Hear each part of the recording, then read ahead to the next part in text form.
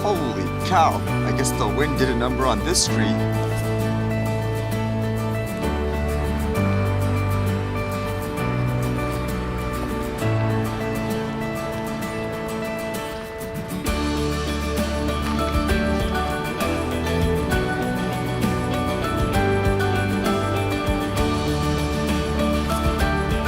That's one good thing at just capturing stuff all the time, huh? You're not gonna see this view anymore, so to speak, than the old one.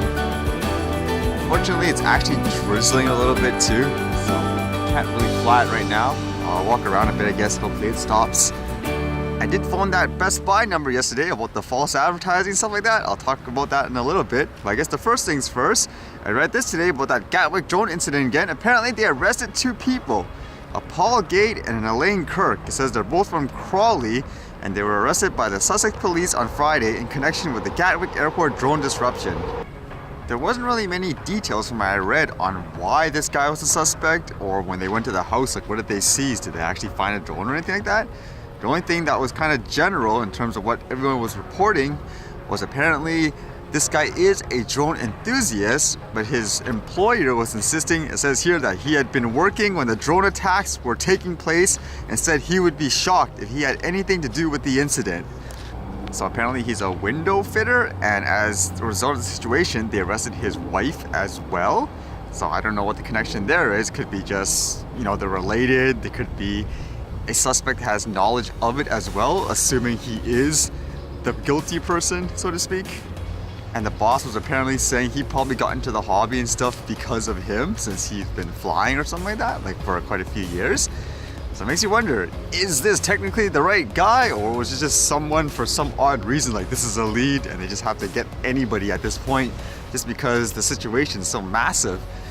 I would have thought too, if this is the right guy, you would immediately, I guess, show the public of what you seized, like evidence. Like if you actually found, like, say, drones and stuff in his house to see if it correlates with whatever the heck other information they had, like around the area at the time. But for some reason, they didn't do any of that. If this does end up being the correct person and all that, it actually makes me curious too. How did they actually end up, like, finding this person specifically with all that talk of, oh, like, they can't do anything, can't send the helicopters or anything like that? So what did they actually do in the end to catch this person? Because one thought that actually came up too was how, because of the way it's been reacted to, it's probably going to convince people to do this, like say an extreme like terrorist or something like that. They'll probably do this on purpose now just because they know the type of reaction people will have, like even with a tiny drone. So that's one of the bad things about the situation too, in my opinion, just the way it was reacted to. I guess the other contradicting point so far is a lot of people are saying, just based on how long it was flying and stuff, that wasn't a regular consumer drone. So what's the true story? I guess we'll have to wait and see still. So with that Best Buy situation, I basically phoned the toll-free number, explained the situation, saying, hey, you guys advertised this, it was listed at this, that's what it says in the receipt, but it's the wrong product, just to see if they would correct it, because they should realistically, correct? But then as I phoned the number and talked to the person, and I was just like, oh my goodness. At first he was like, okay, you got a 128 gigabyte card, it's the same thing, so what's the difference? Like, I'm trying to explain, like, it's a different product, different speed and all that, and the guy was debating with me over and over again at first. I was like, this is ridiculous. Alright, sir. Well, I just verified the information on my system. Yep. And basically, sir, I was comparing the characteristics of the item that we offer and the item that you were supposed to receive. I mean, it's the same characteristics, sir. It isn't. I mean, it isn't? You can read on the site, the official SanDisk site, it says here, SanDisk Extreme Plus, up to 170 megabytes per second read-in speed. Regular SanDisk Extreme, up to 160 megabyte per second read speed. It's not the same product. Okay.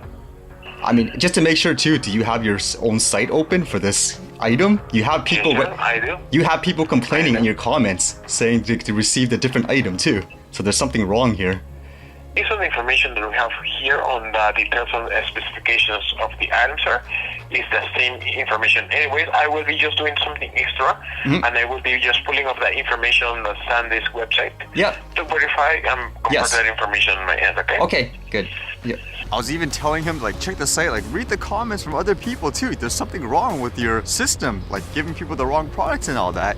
And again, he was just saying, like, well, in my system, that's correct. Like, type in this number, that's the product that comes up. Like, there's something wrong. And then afterwards, he said he would actually check the manufacturer site because I told him to do that because these are completely different products. Eventually, he did check it and he admitted it. Yes, they're different. But it seemed like he didn't even check it accurately as well because his response to me was something along the lines of, you're correct, it's a different color than the other one. He was looking at the older version, which is a different color, but the newer version is the same color, but it doesn't say plus because it has like a higher read speed. I'm like, these guys aren't paying attention. Alright, sir, so thank you very much for holding on the line. So basically what you're checking on the information on my system, and yes, you were correct. I mean, the Extreme Plus actually has a different color than the normal Extreme. So, I mean, by some reason that item is just being advertised on our system, sir. So my best recommendation is that if you don't want to keep this item, I mean, you will be able to return it in store, or if you want, I can just send you a label, and in that way you will be able to return the item back to our warehouse. That's kind of a waste of time. I mean, I needed the product. I mean, you guys have it on your US site. I mean, all this waiting for 1 month to give me the wrong product again and again. Ultimately, I would think as the company, you would say, okay, sorry for the error. We will get you back this product as advertised. But in the end, he was basically saying, oh, there's nothing, they could do. At most, what he could do is offer me 10% off of my next purchase up to $100. Like, in my mind, is so basically, instead of giving me the product that you advertise, you basically want me to spend more money with the store and keep a product that I didn't intend to get before. In my mind, anyways.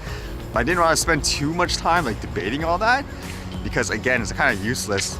For me, it's kind of the principles of it too. Even once they gave that offer, I was like, okay, are you gonna give me like an email or something for you to acknowledge there was an error and you're gonna give like, people these discounts or whoever bought this with the same kind of false advertisement? But then he says, no, just next time you make your order, make sure to reference your order number or phone us first. So it's almost like you don't want to give acknowledgement of stuff like this. So it makes me wonder again if I should go a little further and see, hey, this isn't right. So the company should have to fix their error. Because one of you guys were saying here, it's basically clear cut in terms of things like you said, the Competition Act, like they should be held responsible, like to make it right anyways. So it makes me wonder, what would I do now anyways? Send it into the Competition Bureau or something like that? Because technically I did phone the corporate and that's the corporate response I got.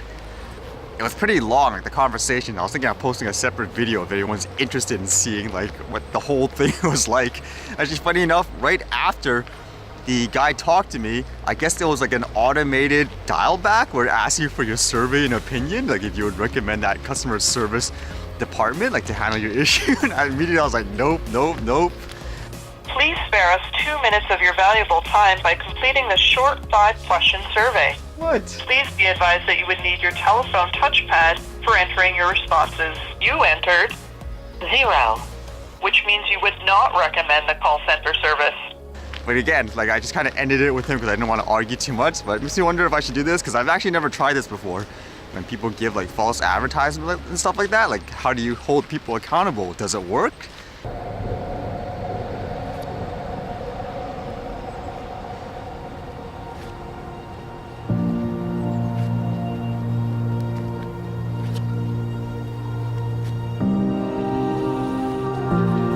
Something you were saying before, you're amazed at how much heat like the trees and stuff have.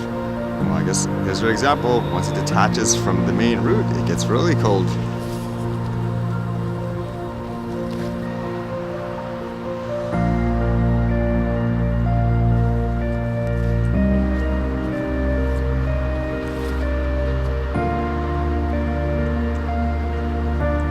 Still drizzling a bit, unfortunately, too. Huh. Guess I have to come back to this place another time to get that catcher here. Unless they take the tree out by then.